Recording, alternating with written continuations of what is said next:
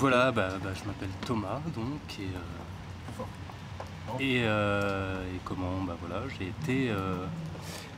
j'ai été licencié de la librairie de Citre à Grenoble pour avoir mis en avant Comprendre l'Empire de Monsieur Soral, voilà. Comment ça a débuté ce problème en fait? J'étais donc dans la librairie, il y a un café, donc moi j'étais responsable du café, un vrai petit bistrot, et on m'avait demandé comme mission de mettre en avant des livres sur les tables pour les clients, voilà, ce que font les libraires un petit peu, et de le faire avec des petites étiquettes. Et donc j'avais mis un Nietzsche, j'avais mis un Artaud, et j'avais mis Comprendre l'Empire au milieu, avec une petite étiquette sur laquelle j'avais écrit pour que les colères légitimes ne soient pas déviées, clair, concis, sans concession, une introduction aux luttes souterraines de notre temps.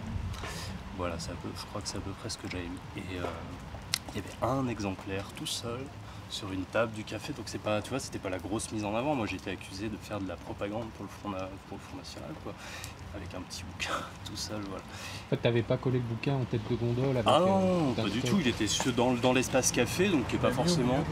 Voilà, c'était au mois de juin, fin juin, le café il est vide, il est en intérieur, en mur, il fait beau dehors, donc il n'y a personne dans le café. Donc c'est pas le lieu d'exposition absolu, quoi. Moi je faisais ça en me disant, voilà, je sais qu'il y a des gens qui viennent au café avec qui je discute, et voilà. C'était le libre choix en fait des gens, du libraire en fait. Voilà. Pas voilà. Rien de commercial là-dedans. Parce que si, commercial, parce que ça a le but quand même de proposer. Moi j'étais pas dans le but commercial, mais voilà, c'est cette logique-là. C'est ta tâche de proposer des bouquins à lire, quoi. Voilà. Toi ça t'a plu, donc tu le proposes. Donc je le propose. Et je le mets, le bouquin, je le mets en début de semaine, le lundi, le mardi, je sais plus. Et puis je pars en congé le mercredi soir. Et l'affaire arrive le jeudi. Le jeudi où ce monsieur, donc qui s'appelle, je ne veux pas dire son nom, monsieur W, monsieur Franck W, qui est un psychiatre. Et donc il s'est scandalisé en voyant le bouquin que, ça c'est tout écrit dans les conclusions, parce que les conclusions sont très intéressantes. Donc il s'est scandalisé que la librairie de Citre, qui est une librairie familiale, dans laquelle il a plaisir à aller prendre conseil auprès des libraires et tout, fasse la promotion de livres à tendance extrémiste, etc. etc. C'est quoi ces termes exacts? Alors là, il y a sa lettre qu'il a envoyée, mais c'est la lettre qu'il a envoyée après pour expliquer ses motivations. Elle est géniale, elle fait... voilà, il a rédigé un article contre Soral, en disant que Soral était un agent iranien et tout ça. D'accord. Qu'il est obsédé par Israël, et donc voilà, tout ça. Donc voilà, c'est une ligne assez que j'ai déjà entendue souvent, qui est assez... Ouais, nous aussi. Par contre, je vois, il conteste nullement le droit de diffuser ces Voilà, écrits. mais quand même, je m'insurge. Voilà, quand même, j'ai écrit une lettre de 5 pages pour dire que je suis pas d'accord. Donc ça, c'était une lettre de ce... Donc voilà, il s'est étonné qu'au sein de l'entreprise, nous fassions la promotion d'un livre politiquement engagé de tendance extrémiste. Voilà. Il a été très choqué par cette situation. Il a demandé à un des collègues les coordonnées du directeur du magasin pour lui faire part de son mécontentement. Il lui a adressé un courrier, etc. Ça s'est passé le jeudi, moi j'étais pas là. Donc ce courrier il a été adressé à la direction du magasin de Citre Grenoble. Donc ça, pas... Après les relais sont faits du directeur après jusqu'au centre. D'accord. Et moi j'étais pas là, donc le mec a eu aucun problème avec moi, aucune confrontation avec moi, on n'a pas discuté, j'étais pas là, j'étais pas du tout sur place. Et je reçois un SMS le samedi donc, d'un de mes collègues qui est sur place, qui est agent de sécurité là-bas, qui l'est plus maintenant, mais qui l'était à ce moment-là, et qui me dit ça chauffe autour de toi, j'espère que tu n'auras qu'un blâme, un truc comme ça. Je le renvoie, je lui dis mais de quoi tu parles, qu'est-ce qui se passe? A priori, il y a eu un problème avec un client à cause du bouquin, Comprendre l'Empire, et voilà. D'accord. Alors je commence à me dire, tiens, c'est bizarre. Ça me paraît étrange, je me dis, est-ce que c'est vraiment que ça? Qu'est-ce qui s'est passé? Je me souviens pas d'avoir eu d'altercation avec un client, ça aurait pu arriver, tu sais que dans une discussion, quand tu es dans un bistrot, tu discutes avec les gens, voilà. C'est pas du tout un rapport commercial. Mais je cherchais, je voyais pas. Tu pensais à une maladresse professionnelle quelconque en fait? Je me demandais ce que ça pouvait être, parce que je me suis dit c'est quand même étrange. Puis en même temps dans ma tête je me suis dit putain ça confirme tout. Je me dis c'est trop gros que ce soit Comprendre l'Empire qui amène ce bordel là. Parce que c'était au début, je savais pas encore. Ta relation au travail, elle était comment avant ça? Ça allait ou... Avec mes collègues, avec mes collègues ça allait. Avec mon patron, on avait des tensions. Enfin, je fermais pas ma gueule et puis voilà, on avait il y avait une espèce de friction quand même quoi. Voilà, il y avait des petites frictions. Non, j'étais pas un élément tout tranquille. On a eu une conférence, comment on appelle ça? Ils appellent ça les conventions annuelles, tu sais, les entreprises, toutes les années à l'américaine, ils se retrouvent tous ensemble. Ça se passe à Lyon. Ouais. Et puis ils présentaient leur nouveau projet de fidélisation des clients, qui est une énorme entreprise de stockage d'informations et d'algorithmes qui permet d'envoyer des lettres personnalisées aux gens suivant les achats qu'ils font, les recherches qu'ils font, etc. Système de fichage, tout à fait machin. Et puis ils étaient tout contents, ils présentaient leur truc, ils avaient mis une vidéo avec des clients qu'ils interviewaient pour leur demander qu'est-ce qui... Bon, je sais plus la question qu'ils leur posaient, mais j'aime pas quand des gens font ça, qui t'amènent, c'est comme sur TF1 quand ils te font des témoignages où t'as l'impression vraiment qu'ils prennent les gens pour des cons et c'est chiant. Et ça se voit, et ensuite ils font le tour de l'amphithéâtre pour dire qu'est-ce qui vous fidélise, vous, chez une marque, etc. Et puis ils faisaient passer le micro pour que les gens disent. Puis moi j'ai levé la main, j'ai déjà pas voulu le micro, donc j'étais obligé de parler fort et un peu nerveux parce que voilà, intervention, et je leur ai dit qu'est-ce que vous pensez, vos clients penseraient s'ils étaient à notre place ici et qu'ils vous verraient en train d'expliquer ce putain de programme dans lequel vous les faites rentrer. Du coup, il y a eu ça c'était le début du gros conflit où c'est que j'ai rien dit de grave. J'ai été applaudi par une partie de l'hémicycle c'était assez intéressant. Je me suis fait un petit peu emmerder derrière pendant quelques mois et voilà. Donc il y a dans la continuité de cette logique, il y a un truc. En fait, ils attendaient quoi. Je pense qu'ils attendaient. Et qu'ils attendaient même que derrière ça, je réagisse violemment. Ouais. Je pense qu'ils l'attendaient et ce qui confirme ça, c'est que quand je suis revenu au boulot le mardi, j'arrive tous les matins, il y a la petite réunion matinale des chiffres, etc. On a fait moins, on a fait plus. Et ça se passe dans l'espace du café, etc. Et d'habitude, à De Citre, je pense que ici, ça doit être même pareil à Lyon, enfin je sais pas si les choses sont pareilles. Nous, on a des vigiles les mercredis après-midi et les samedis après-midi pour les vendeurs de manga. Et là, il y avait un vigile le matin à 9h dans l'espace café avant l'ouverture, voilà, pendant la réunion. Donc déjà, je me dis, oula. Il y avait un café philo qui était prévu pour la semaine d'après ou cette semaine-là que je devais animer. Il était annulé. Donc je me dis, ok, j'arrive, la réunion se termine. On me dit, non, toi tu rentres dans le bureau. Je monte dans le bureau avec 2 cadres. Il n'y avait pas le directeur du magasin, c'est 2 cadres qui se sont occupés de ça. Où il me donne une lettre, voilà, qui me signifie que je suis mis à pied, mise en disponibilité. Ce qui a fait marrer mon avocate parce que ça n'existe pas.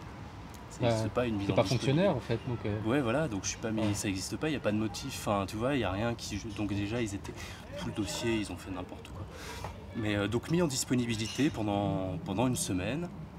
Jusqu'à ce que je sois convoqué à Lyon au grand siège pour m'expliquer de mes agissements, de la gravité de mes agissements qui pouvaient amener pour un licenciement pour faute grave.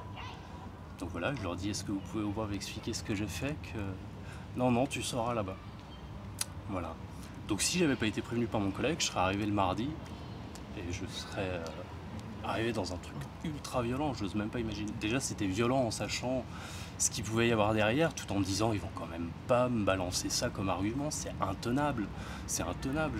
Je connais pas le code du travail complètement, mais je pense bien que c'est intenable de dire. C'est toi qui l'as commandé le livre? Le livre était dans le magasin, oui, celui-là en plus je l'ai trouvé dans les rayons et je l'ai pris des rayons. Je l'avais commandé, ça c'est une vérité. Je l'avais commandé pendant les élections. Pendant les élections, vous avez une grosse table, l'élection française avec un drapeau américain, c'était très étrange.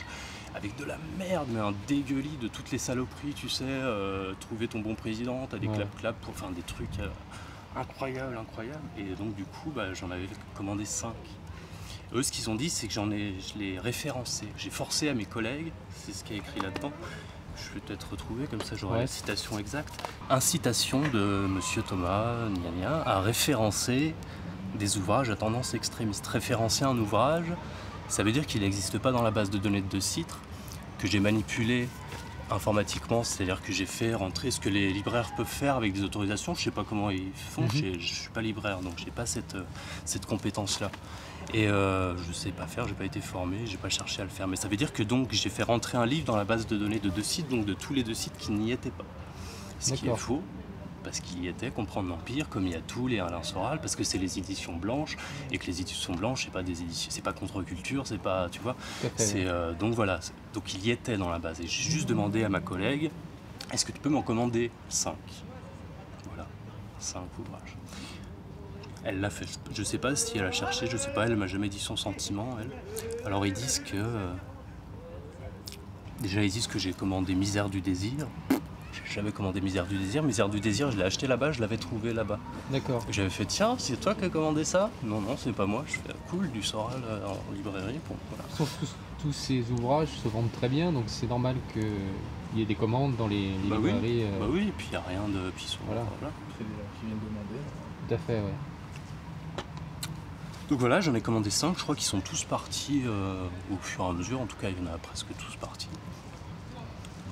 Puis moi je le mettais dans mon café, j'avais un petit espace où je mettais la presse, où je mettais plein de petites bricoles, des trucs pour les clients qui viennent au café pour bouquiner, parce que c'était le principe du truc, tu peux venir bouquiner des bouquins.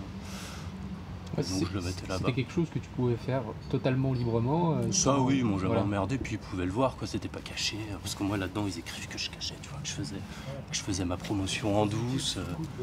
T'as pas ramené des bouquins de l'extérieur pour les mettre en... Et non, bah non. Et non. Et non, à aucun moment. C'est là qu'on est vraiment dans le... Et j'ai jamais forcé personne, moi si la personne à qui j'ai demandé d'en commander m'avait dit, bah écoute, j'ai pas tellement envie, j'aurais fait bon, bah tant pis.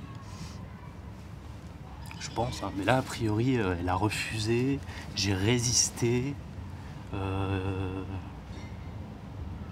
j'ai profité de son absence pour mettre des j'ai aimé, tu vois, comme si j'avais besoin de son... Enfin, tu vois, comme si j'ai sur...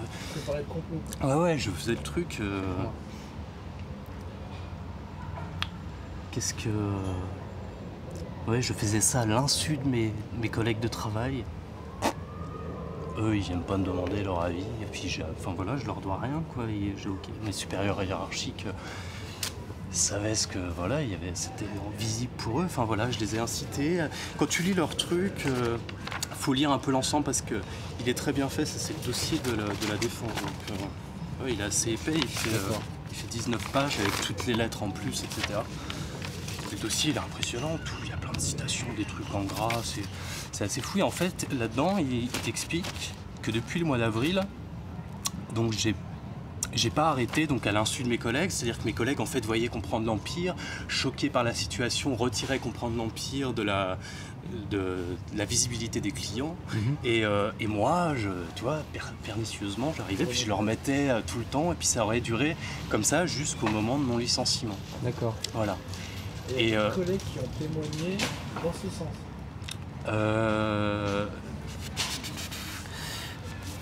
La seule qui aurait pu témoigner dans ce sens, c'est-à-dire celle qui m'a fait venir et qui aurait pu dire oui, m'a persécuté ou j'en sais rien, elle n'a jamais voulu témoigner. Et elle, ils l'ont convoquée à plusieurs reprises dans le bureau des cadres, ils lui ont mis la pression, enfin ça on me l'a dit, enfin ils lui ont mis la pression, ils ont mis la pression sur plusieurs de mes collègues pour essayer d'avoir des informations. Il y a un collègue à moi qui est passé plusieurs fois aussi parce qu'on était assez proches, il bossait avec moi au café. Et pareil, il y est passé, il m'a dit, mais ils m'ont fait chier pour que... Et au final, est-ce que tes collègues ont témoigné contre toi ? J'en ai, Ouais. Bah là, il y a la lettre de la caissière. J'ai une lettre... Après, c'est pas des... J'ai une lettre ici d'une ancienne collègue du café qui bossait même plus à De Citre à ce moment-là. Donc tu vois, ils ont dû l'appeler pour essayer d'avoir des trucs qui vient dire que effectivement j'étais tout content dès que je pouvais parler de ça, que dans l'arrière du café, il y avait une cuisine, etc., que je mettais des livres dont elle ne se souvient plus des titres, mais qui étaient à tendance extrémiste, tu vois, c'était pendant les élections, il y avait Mélenchon, il y avait machin, je regardais un peu tout ce qu'il y avait, tu vois, je lisais les trucs, donc forcément, il y avait celui de Marine Le Pen au milieu, donc il y avait machin, et donc voilà, donc il cachait des trucs, donc voilà, elle fait ça, il y en a un autre assez minable qui écrit une lettre pour dire non, je me désolidarise complètement de ce genre de parti pris et des propos de Alain Soral. J'ai envie de lui dire, mais on s'en fiche pas quelque part. Ça n'a... Et puis la lettre vraiment la plus incroyable, c'est celle de 4 pages là. Et ensuite, il y a 2 clients qui ont écrit. C'est un bonhomme et sa nièce, on ne sait rien exactement la relation, qui sont présentés là-dedans comme étant 2 personnes totalement différentes. Et c'est des personnes qui m'avaient demandé, je sais pas, ils parlaient des élections, puis moi je vais leur servir leur consommation, puis elle me regarde, elle me fait « tu vas voter pour qui ?» Sincèrement. Je lui dis, elle me dit sincèrement, je vais lui dire sincèrement. Je lui dis bah sincèrement, je pense que je vais voter Le Pen. Et là, tout d'un coup, enfin, et puis je lui ai dit, bah, oui, mais bon, bah, voilà. Et donc du coup, c'est devenu, dans les lettres, elles sont là aussi, je crois, faut que je les retrouve. Celles-là aussi, elles sont assez belles. J'étais avec mon oncle. Dans votre petit café de 2 Citres, il y avait une personne, un de vos serveurs nous dit bonjour. Il n'y avait personne, ouais. Un de vos serveurs nous dit bonjour avec sa tête d'ange, entre guillemets. Il rentre dans notre discussion, nous parlions politique, c'était la veille des élections. Et cet homme me dit, moi je vote Front National, je déteste les juifs et les homos. Ah ouais, voilà. Carrément. Donc la conversation était enrichie. Ah ouais, elle était enrichie, puis non, mais c'est encore plus incroyable. Je vous lis les lettres, puis après je vous dis ce qui est très marrant là-dedans. Je le regarde et je lui demande si c'est une blague. Il me dit pas du tout. Je suis choqué. Cet homme est à mon avis un psychopathe. Je trouve cela très grave. Et je suis très choqué qu'en 2012, il y ait des gens avec une tête d'ange, tête de diable, etc. Et puis l'autre, voilà, son oncle écrit une lettre. Aussi, pour relater ce même événement. Monsieur, par cette présence, je ne suis pas venu faire de la délation. Pourtant, il faut bien avouer, le 20 avril de cette année, un différend est survenu entre ma nièce, moi-même et un employé de votre établissement concernant des points de vue politiques tout à fait opposés aux nôtres. Le jeune homme a employé des propos antisémites, xénophobes, voire racistes, aux dépens de ma nièce. Je n'ai pas voulu envenimer les choses et suis resté sur mes réserves tout en déplorant l'attitude du garçon à notre égard. Certes, à ce moment-là, personne, sauf nous, prenions une collation. Pourtant, lorsque l'on travaille dans un établissement tel que le vôtre, il me semble qu'un minimum de correction s'impose vis-à-vis de la clientèle. Ceci dit, je regrette de vous en informer, mais je ne pouvais garder sous silence un tel fait. Et en fait, les mecs, ils ont été tellement choqués que ça, c'est arrivé le 20 avril, je pense un petit peu avant, et que la lettre, elle date du 30 juillet. Ils ont été tellement choqués que pendant presque 6 mois, tu vois, ils n'ont pas pu... Et là, c'est sorti. Et donc, tu vois, puis 1 mois après mon licenciement. Donc voilà, ils ont tout leur processus et comme ça, ils ont monté une espèce d'affaire énorme. Et je sais que pendant que j'étais mise à pied, pendant 1 semaine, il y a eu des vigiles tous les jours, toute la journée, qui étaient là au magasin, au cas où je vienne faire une attaque. Je pense qu'ils attendaient que je m'énerve ou que... Voilà, ils pensaient que j'étais dans un réseau organisé et bien délirant. Et quand Soral a fait l'annonce dans la vidéo de septembre, octobre, je sais plus, et qu'il a donné l'adresse, je me suis dit oulala. Du coup, j'ai appelé les gens que je connaissais là-bas, ça va, il s'est passé quoi et tout. Il y a plein de gens qui ont appelé, a priori, qui sont venus, qui ont dit c'est vous qui avez fait ça, ou il y en a plein qui sont venus, qui ont dit bonjour, on voudrait comprendre l'Empire s'il vous plaît. Du coup ils en ont vendu plein.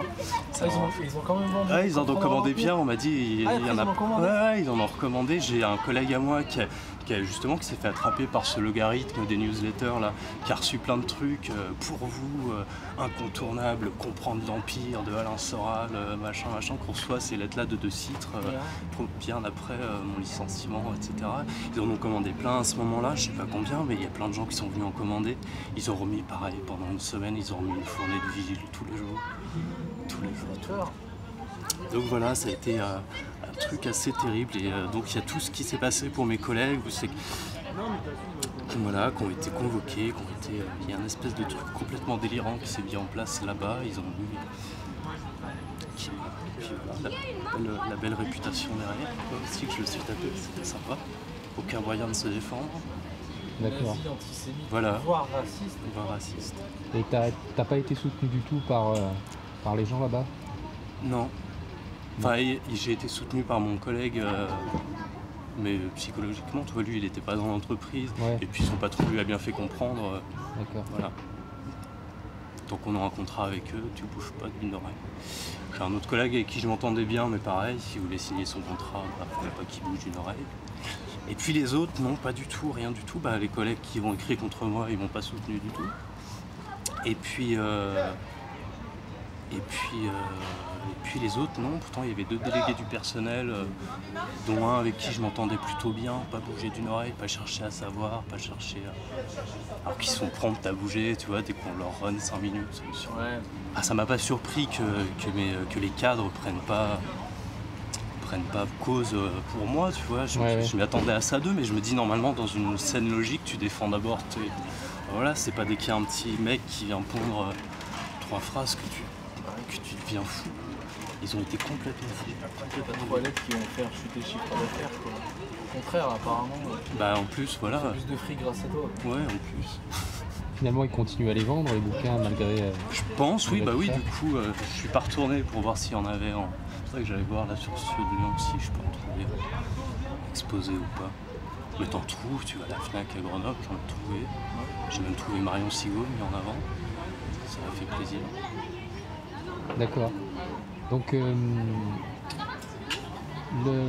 l'entrevue à Lyon, donc au siège de Citre, hein, c'est ça? Ouais. Comment ça s'est passé?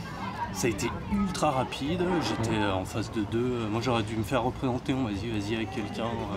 Je me suis dit, vu l'ambiance là-bas, je savais qu'ils faisaient les convocations, je me suis dit je ne sais pas à qui je pourrais demander de venir.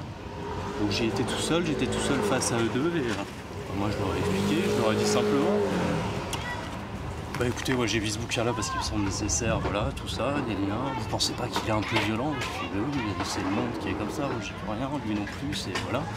Enfin, essayer d'être un peu naïf sur les explications.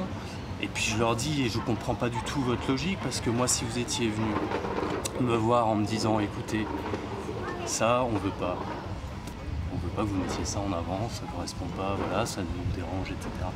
Bah, je l'aurais enlevé parce que je m'en fiche, c'est chez vous, c'est pas chez moi, et voilà, moi si je veux pas faire voilà, amener les gens à lire ce livre, j'ai d'autres moyens de le faire, voilà. Donc je m'en fiche. Et d'autant plus que la veille de la plainte de ce monsieur, le jour où moi je suis parti en congé, le directeur du magasin, en fin de journée, passe devant ma petite table où j'avais mes 3 pauvres bouquins. Il y avait 5 Nietzsche, un Artaud et un exemplaire de Soral, puis il regarde les livres, bah, faudra en commander plus. Parce que le but c'est quand même de les vendre, bah le Soral. Il s'est pas du tout intéressé au... Bah il a dû regarder vite fait, mais en même temps quand tu vas comprendre l'Empire, la gouvernance globale ou la révolte des nations, donc, normalement tu sais que tu as affaire à un truc qui va pas parler de oui, part en vacances. Au niveau de Citre, ils s'y sont pas du tout opposés jusqu'au jour où... il y a eu ces lettres. Voilà, là c'est devenu, oh là là, ils ont dû aller voir des vidéos, voir 2-3 trucs. L'avocat il a été assez incroyable parce que tout de suite, à la séance de conciliation, bah oui mais Hitler n'est pas interdit non plus. Ça n'a rien à voir, lui a dit, ça l'a choqué. L'avocate elle lui a dit non mais il délirait complètement. Ouais, lui il a été assez incroyable en disant je vous montrerai des vidéos où c'est qu'on voit derrière clairement parti antisémite. Ouais vas-y, mets-les vidéos, je veux bien voir ce que tu peux trouver. Enfin voilà, ça a été assez délirant, ils ont eu peu, ils ont un gros truc pour rien dire quoi. Et que vraiment ce qui est beau c'est la lettre, leur logique là-dedans, s'ils trouvent un petit peu leur logique, donc tu vois que j'avais, non seulement que j'ai fait ma propagande pendant du mois d'avril jusqu'au mois de juillet en continu, en luttant contre mes collègues, mais en plus, tu arrives presque à comprendre que j'avais un réseau à l'intérieur. Parce que après même mon licenciement, il est écrit que des collègues ne veulent pas témoigner parce qu'ils subissent des pressions de certains collègues. D'accord. Voilà. Donc j'avais même mon réseau à l'intérieur qui pouvait menacer les gens. Donc j'étais très organisé, je suis devenu un groupuscule nazi, plus que nazi. Un vrai groupuscule à moi tout seul, activiste et très dangereux. Un groupuscule soralien à toi tout seul. Voilà, incroyable. Donc ensuite tu as été mis à pied et puis... J'étais mis à pied pendant une semaine, ensuite l'entrevue. Ensuite on me dit bah voilà, on va vous faire part de nos conclusions d'ici, je sais pas combien de temps, ça a pris 1 mois je crois.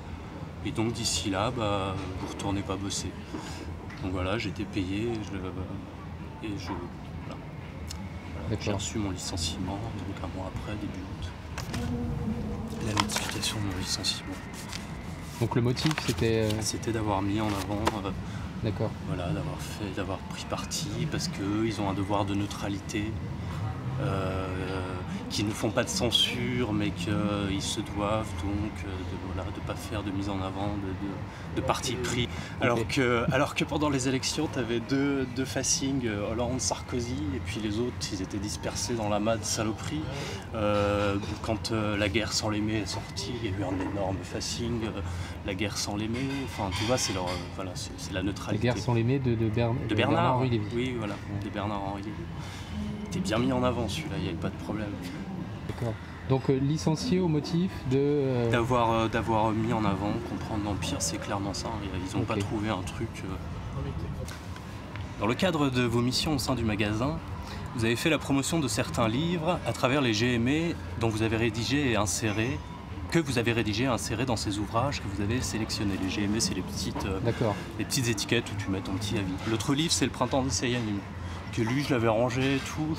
Quand j'ai mis l'étiquette, je me suis dit, voilà. Celle-là, je me suis dit, j'aurais peut-être pu m'abstenir, mais je l'avais glissé au niveau des actualités en mettant, c'est un livre que nos élites n'aimeraient pas que vous lisiez, qui est très drôle, Le Printemps des Saiyans. Je sais pas si vous voulez. Le Printemps des Saiyans de Jacob Cohen, ouais. C'était rigolo, j'ai bien aimé. Donc à cet égard, le 28 juin 2012, un client s'est étonné qu'au sein de l'entreprise, nous fassions la promotion d'un livre politiquement engagé de tendance extrémiste. Ce client faisait référence au livre Comprendre l'Empire et plus précisément à cause du GME que vous avez rédigé sur ce livre et que vous avez inséré pour en faire la promotion. Très choqué par cette situation, ce client a demandé à un de vos collègues les coordonnées du directeur du magasin pour lui faire part de son mécontentement.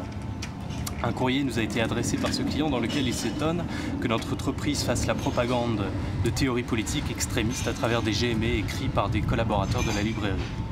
Lors de notre entretien, vous nous avez confirmé avoir rédigé ce GME pour promouvoir ce livre auprès des clients. Oui. Nous ne pouvons accepter cette prise de parti de votre part affichée par vos soins dans la librairie et qui porte gravement atteinte à l'image de l'entreprise. Évidemment. Nous vendons des ouvrages sur un spectre large d'idées sans aucune volonté de censure, mais il nous appartient au regard de notre mission de libraire et de transmission de la culture de rester neutre, sans engagement quelconque ou promotion d'idées politiques. Notre rôle est de mettre en vente des ouvrages avec des points de vue opposés, mais sans prendre parti. Il n'y avait pas que Comprendre l'Empire dans le magasin, donc ça rentrait dans la logique normalement. Mais bref. C'est dans ce cadre que tous les collaborateurs de la librairie doivent exercer leur mission. Les GME sont des recommandations de lecture que nous proposons aux clients. Il n'est donc pas acceptable, compte tenu de notre mission et de la neutralité que nous devons respecter, de faire des GME sur des ouvrages développant des idées à caractère extrémiste. Évidemment. Alors, la question, ils ont bien relevé ça. Le conseil des prud'hommes, c'est oui, mais ça c'est subjectif, messieurs. GME, c'est. Oui, puis même pas votre. Plus subjectif, hein. Le GME est subjectif et là, ce qu'ils disent, le caractère extrémiste, il est subjectif. Enfin, tu vois, c'est ce qu'ils leur disent. C'est un point de vue philosophique que vous portez sur cet ouvrage. C'est pas du tout un. Voilà, ça relève de rien d'autre. Juridiquement. Ça tient pas la route. Voilà, ça n'a aucune valeur sur le plan du code du travail. Nous ne pouvons donc tolérer l'attitude que vous avez eue en faisant la promotion du livre Comprendre l'Empire avec votre GME. Il en a été de même d'ailleurs avec le GME que vous avez rédigé pour le livre Le Printemps des Saiyans, même si dans ce cas nous n'avons pas eu de plainte de clients. Oui, donc pourquoi ? Suite au litige que nous avons dû gérer avec ce client à cause de votre prise de position, nous avons appris de la part de certains de vos collègues que 1. Vous incitez certains d'entre eux à référencer des ouvrages développant des idées extrémistes, ce que je vous ai dit tout à l'heure. 2. À plusieurs reprises, vous avez mis en évidence l'ouvrage Comprendre l'Empire dans l'espace café du magasin, alors que vos collègues le retiraient. Bien. Enfin, vous étiez responsable d'organiser un café philo sur la thématique du mensonge. À nouveau, vous aviez prévu de mettre en référence ce même livre pour cet événement, bien qu'il ne soit pas directement en relation avec le thème de l'événement. Ça, c'est un mensonge. Je devais animer un café philo.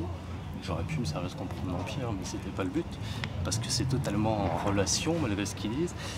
Mais j'avais prévu, et c'était indiqué dans les GME, c'était le Nietzsche. Le Nietzsche, c'était un bouquin qui s'appelle Le livre du philosophe, et dedans, il y a un truc qui s'appelle Introduction théorétique à la question du mensonge extramoral.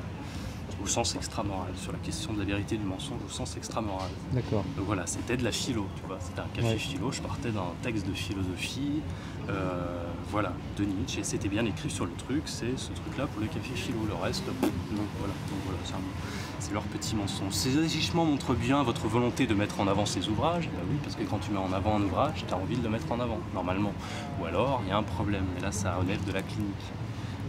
Et à travers cette attitude de nuire à l'image de l'entreprise. Avec ce comportement, vous portez gravement préjudice à l'image et au fonctionnement de la librairie. De surcroît, lors de votre dernier entretien annuel avec votre manager, vous avez précisé que vous étiez en opposition avec les valeurs de l'entreprise et de la stratégie de la direction. Nous ne pouvons, pour l'ensemble de ces raisons, poursuivre plus avant notre collaboration. Voilà. Ok. Donc ça dit pas grand-chose au final, ça dit juste... j'aurais mis oui, au niveau de leur argumentation, ils auraient pu dire la même chose. En fait, quand je suis rentré dans De Citre, ça c'est très intéressant. Enfin, moi je trouve ça intéressant, je sais pas si c'est... Mais c'était mon opposition, il dit que j'étais opposé aux valeurs. Et je trouve ça très intéressant parce que j'ai vu la logique des choses se mettre en place dans ce petit magasin, tu vois, c'était comme un laboratoire de tout ce qui se passe, c'était assez intéressant.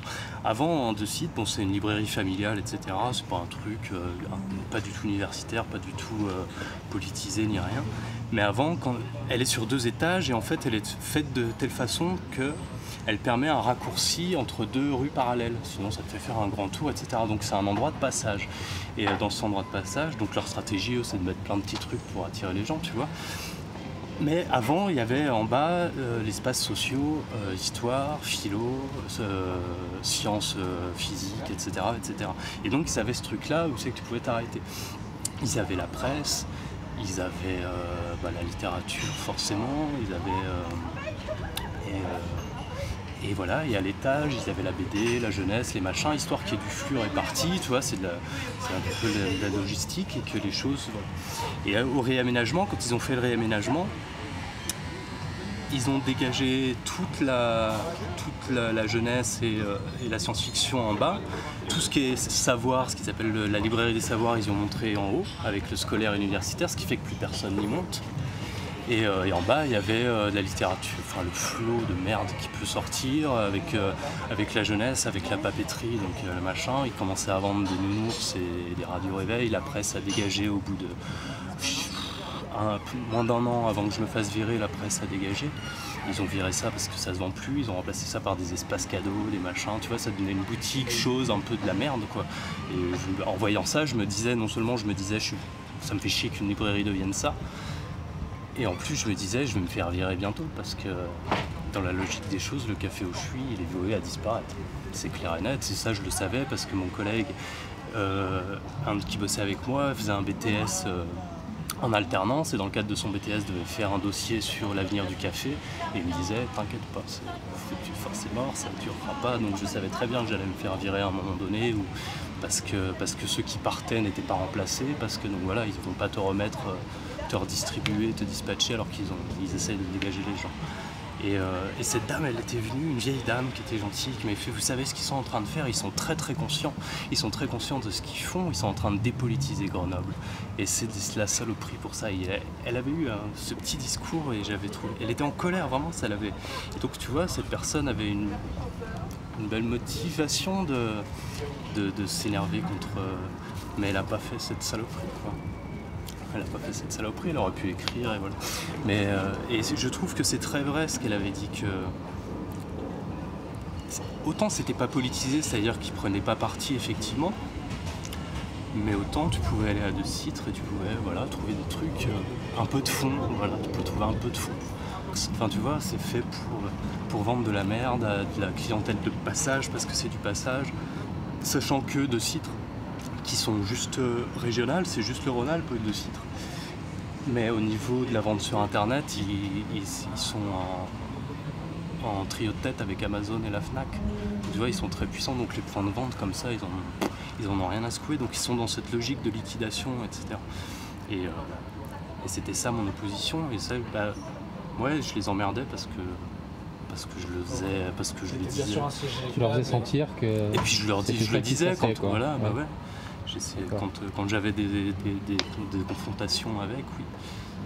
Okay. Donc voilà, c'était une affaire très très complexe et très délirante parce que là j'en suis un peu sorti, mais sur le moment c'est hyper violent quoi. Bien sûr, oui. C'est hyper violent, puis tu t'attends pas que ça puisse te travailler autant parce que tu te poses vraiment les questions à te dire putain mais... Puis quand tout le monde te dit fasciste, tu te dis bon normalement je suis pas trop con donc non mais quand même, est-ce que je délire pas, est-ce que je dérive pas, est-ce que je dérive pas, est-ce que je me laisse pas séduire par ce que tout le monde dit, c'est une manipulation, est-ce que je suis pas paumé, est-ce que surtout que tous les caractéristiques du truc paumé quoi, le mec qui a un peu de voilà, qui finit Front National, voilà, un peu trop bizarre. Donc qu'est-ce qui s'est passé ensuite? T'as attaqué au Prud'homme? J'ai attaqué au Prud'homme au mois de septembre. Qu'est-ce qui a motivé cette... Bah, j'ai réfléchi, je me suis dit j'ai pas envie de les laisser gagner, on m'a pas mal incité, j'ai été bien soutenu autour de moi par ma famille heureusement. T'avais pas envie de te laisser marcher dessus quoi? J'avais pas envie, j'avais pas du tout envie de faire ma gueule, ça, non, c'était clair et net. Le tribunal lui il a relevé la mise en scène, ils disent bien dans la conclusion, on sent bien qu'il y a une mise en scène de cette éjection, il y a pas, tu vois, on sent bien que la lettre du type vient 2 jours après la lettre que le directeur a envoyée à la haute direction pour lui dire... Enfin voilà, la lettre explique bien qu'ils mettent en place le processus de licenciement. C'est pas spontané quoi. Non. C'était un bon motif quoi, c'était un bon motif. La procédure, donc j'ai porté plainte, on va dire comme ça. En septembre, ça a commencé, ils font des séances gratuites de consultation. Donc j'ai été voir une personne, je lui ai présenté la lettre de démission, elle a été assez choquée, donc elle m'a envoyé vers une avocate spécialisée. Donc j'ai pris rendez-vous, etc. On a attaqué au mois d'octobre, il y avait la séance de conciliation. Je sais que voilà, on ne s'est pas concilié. Après c'est le procès a eu lieu en juin, ouais, début juin, 3 juin je crois. Et ça a été rapide, ça a duré une demi-heure, 3/4 d'heure. Mon avocate a fait son truc, elle m'a dit on va pas rentrer parce que là il y a plein de lettres de dénonciation et tout, et moi je m'étais dit est-ce qu'il me faut que je produise des contre-lettres ou des machins, elle m'a dit on va pas rentrer dans leur jeu, ils sont complètement en dehors des clous, ils sont pas du tout dans le cadre du droit du travail ni rien du tout, donc on va pas rentrer dans le jeu, on va rester sur le droit du travail clairement, et voilà, et elle a pris son truc, nous on avait 3 feuilles de dossier, tu vois, ma lettre de licenciement, mon contrat, et voilà, comment je peux démontrer. C'est le code pro tous. Voilà, donc, et puis comment je peux démontrer l'inverse de leur connerie quoi. Faut que j'arrive à démontrer qu'ils mentent. Mais elle a été très malin parce qu'elle a repris tout leur dossier, toutes leurs pièces en disant non mais c'est n'importe quoi, etc. Donc du coup ces pièces avaient déjà été démontées avant qu'il parle. Donc j'arrivais pas à voir, moi, quand je l'écoutais, j'arrivais pas trop à voir ce qu'il essayait de dire. C'était oui mais c'est pas bien, c'est normal, voilà, c'est normal. Alors, parce que c'est pas la ligne de Citre, qui est une librairie familiale grand public, de vendre des livres polémistes, donc il est normal de renvoyer les gens qui mettent en avant ce genre de livres, c'est tout à fait normal évidemment. En plus, vu que je n'étais pas en accord avec les valeurs de l'entreprise, avec la stratégie de la direction, quelque part ils m'ont rendu service.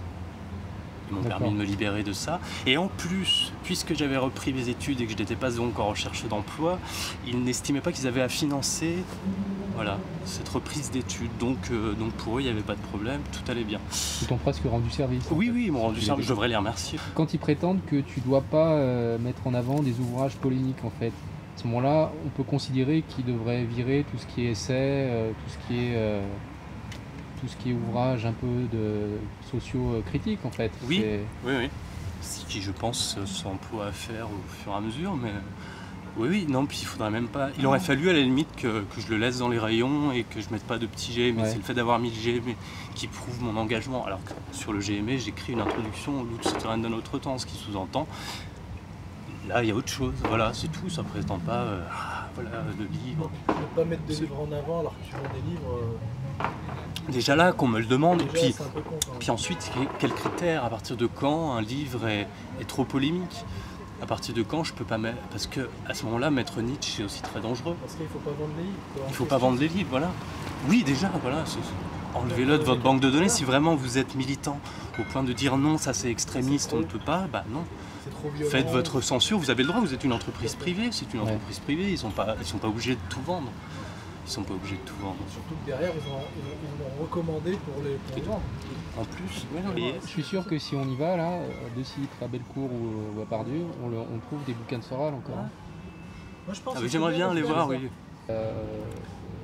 Ça a débuté vraiment après l'échec de la conciliation, donc il y a eu vraiment Après, ça a duré, la conciliation s'est fait en octobre, donc après le Ouais. truc en juin, donc il y a eu encore un long moment d'attente. Et puis en juin, donc il y a eu les 2 trucs des avocats. Les conseillers n'ont pas posé de questions. Il n'y a que la présidente qui m'a demandé très pertinemment qui était devenu mon poste après mon licenciement, sachant que mon poste a été disparu et que le café a disparu depuis. D'accord. Donc du coup, eux, ils sont carrément... Voilà, il n'y a plus le café, il n'y a plus rien. Donc voilà, donc ils ont pris ça très... Voilà. Eux, c'est leur argument, à mon avis. Et puis d'un point de vue du droit du travail, c'est vraiment l'argument le plus rationnel, on va dire. Ok. Voilà, ils voulaient fermer le truc, ils ont trouvé l'occasion, ils ont fait une mise en scène délirante et voilà. Donc tu as eu gain de cause sur au niveau de toutes tes...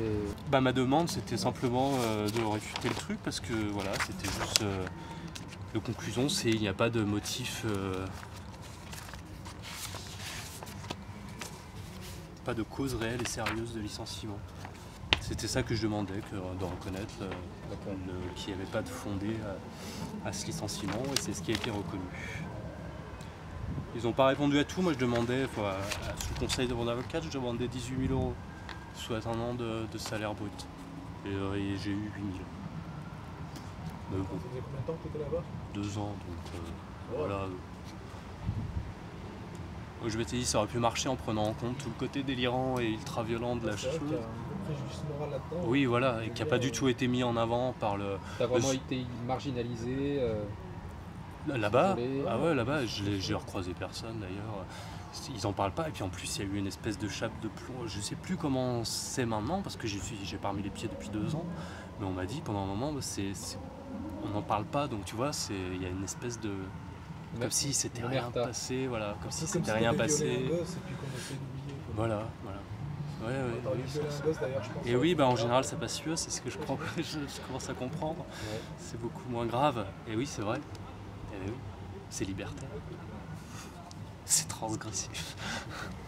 Mais bon, après, je me suis dit, quelque part, c'est bien, parce que j'avais pas envie de chialer. C'est ma mère qui me disait, de toute façon, aujourd'hui, il faut chialer, alors on va chialer et tout.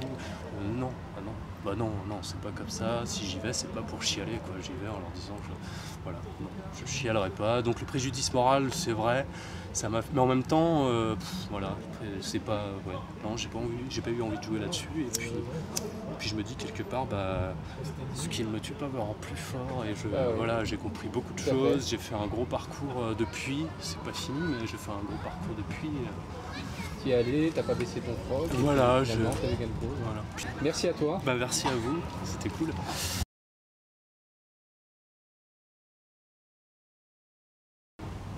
Donc à l'attention de la direction de Citre, le 14 juillet 2012, en plus c'était la fête nationale, tout un symbole. Je me permets de solliciter votre attention pour vous faire part de mon profond mécontentement et de mon extrême colère.